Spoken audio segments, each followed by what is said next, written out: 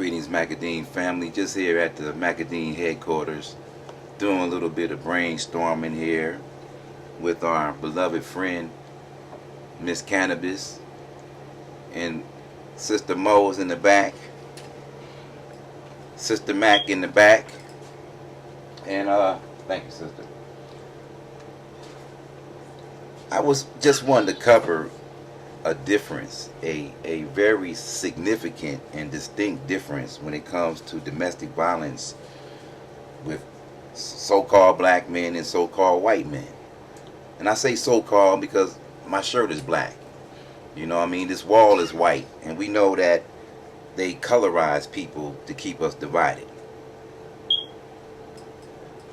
Now, what I'm about to say, this is in regards to domestic violence and how it differs, although it's similar, because violence is violence and hurt people hurt, as they say. But I remember when I was away on my brief stint, which is another story I'm going to go into because it is part of the makings of the Macadine. I was talking to this white dude who was we were in, I think it was metal shop or something together. No, it was the vacuum, AC vac or something. And this dude was something else. He hung with black people, but he still maintained his whiteness, and that's what I respected about him. He didn't try to be black, even though he had certain words that since he hung with black people, he would, like when you go down south and you start talking country, even though you never was raised there. But that's how he was. But he said something real that resonated real powerfully with me. He said, y'all brothers, y'all fight y'all women, y'all, for the most part, because every now and then a black man does kill his woman. But he said, for the most part, y'all do a bunch of slapping and arguing with y'all women. He said, we, on the other hand, we just kill ours. I said, wow. And when I was we had to attend domestic violence classes because I've been through the war of the roses. That's why I'm able to speak the Macadine message, because my message comes from my mess. So I'm an open book. Nobody got to go looking into my history and saying, oh, you had fights with women and all that. Yes. Women, I got into wars with women. But for the most part, I was under attack. And that's not even what's mentioned all the time. The hidden aspects of men being abused. That's a whole nother subject. But we were raised in the hood to take any blow that came from a woman. Whether she stabbed you, hit you in the head with a pot, shot you. My cousin, Puda, rest in peace, his woman shot him in the gut. And he went right back to her. That was ghetto love. When they called Whitney and Bobby Love ghetto love, that shit is real. And that's why it resonated with black people everywhere. Because we could relate to that kind of love. It was natural for your girl to hit you with a right to the head. And it's crazy. It was natural. I remember my first wife. I came back from the club one night.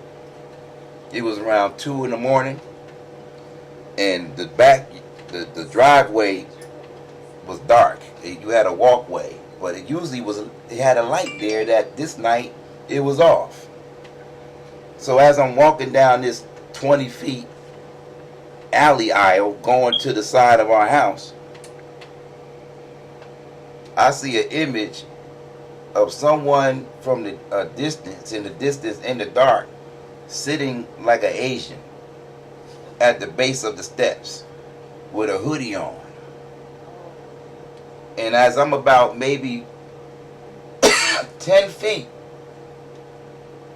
towards the door, this image stands up and starts throwing. This is in the dark though. So the first throw, something whizzes past my head and it shatters. I'm like, what the hell? And it's my wife. I had to zigzag as she's throwing cups at me. Mugs, coffee mugs now. And she's a former athlete who knows how to throw. This ain't no, she was like a tomboy beauty type of girl who was in the track and field and shit, so she didn't throw like a woman would throw a football and all that. This woman was winding up. And had she hit me with one of them mugs, she would have took my damn teeth out. That's how hard she was throwing mugs at my damn head. Because, you know, I wasn't coming home on time and shit like that. That bullshit that goes on. So, that ghetto love is real. It's really, really, really real. And until we heal, we have to heal as individuals, but we also have to heal as a gender. Men have to heal, and women have to heal separately and together to make this thing work and for the healing process to fully take its course. Otherwise, all we're going to be doing is continually talking about the problems, and whining and complaining. What's the solution? That's the damn question. What is the damn solution?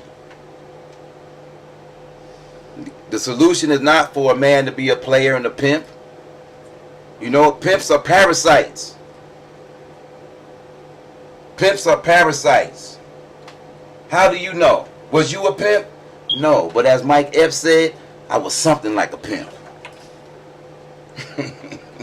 I was something like a pimp. But I wasn't a pimp. Because I have a heart. And as they say, to be a pimp, you can't have a heart. You gotta be cold. Because what you're doing is, you're taking a woman. You know, the woman, when you destroy the woman, you're destroying a nation. So you're taking these wounded women, and all these women, they have three common things, if not all three in common, and that is they've been molested, they're from a broken home, or they was raised in foster care. So you're taking these injured women, and you're weaponizing them against your brothers, against your gender, and against society. Because if she slips up and get pregnant, what is she going to produce besides what Donald Goines called a whore son? And what he's going to do to society is perpetuate the sickness and disease that you as the pimp was the damn purveyor of, and the manager of, and the promoter of. So what does that make you, pimp brother? So nah, brother, we ain't for that pimping shit. Not at all. Well, you a polygamist, ain't that kind of like pimping? Not at all. Not at all. Because we come to give life. You know, and life abundantly. When a woman is around a light-giving sun, she comes to life. And her beauty and her nature and her gifts come to life. That's when you know you with the right man and with the right king. Because you find yourself doing things you didn't think you can do. You only dreamed about doing. So please, brother, the Macadine ain't no joke. We're coming at you every day because the time is at hand. It's time for us to be men. More later.